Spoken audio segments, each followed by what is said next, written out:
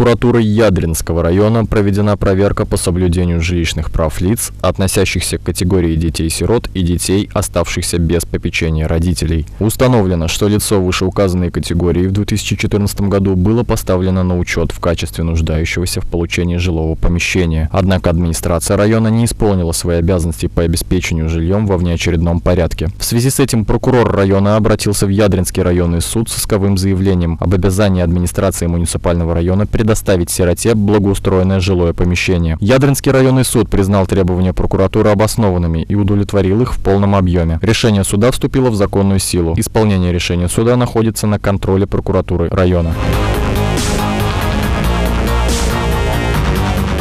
Канашской межрайонной прокуратурой проведена проверка исполнения законодательства о социальной защите инвалидов. Установлено, что около входа в магазин «Кабачок», расположенного в городе Канаш, пандус для беспрепятственного доступа инвалидов, использующих кресла-коляски, не оборудован по нормативному образцу. В целях устранения нарушения закона и восстановления прав инвалидов, межрайонный прокурор обратился в Канашский районный суд Чувашской Республики с исковым заявлением об обязании индивидуального предпринимателя оборудовать пандус перед входом в магазин по нормативному образцу. Решением Канашского районного суда исковые требования прокурора удовлетворены в полном объеме. Судебное решение в законную силу не вступило.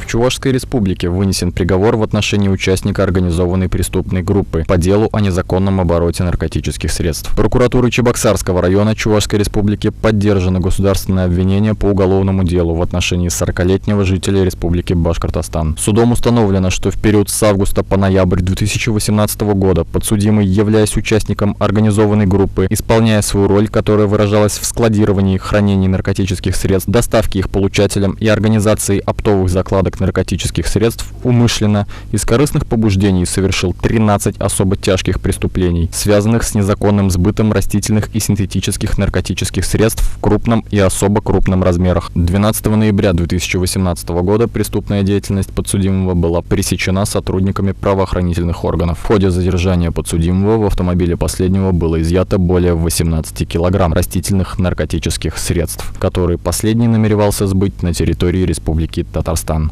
Приговором суда подсудимый признан виновным по всему объему предъявленного обвинения с назначением наказания в виде лишения свободы на срок 13 лет с отбыванием в исправительной колонии строгого режима со штрафом в размере 350 тысяч рублей. Приговор суда не вступил в законную силу. В настоящий момент правоохранительными органами устанавливаются иные участники указанной преступной группы.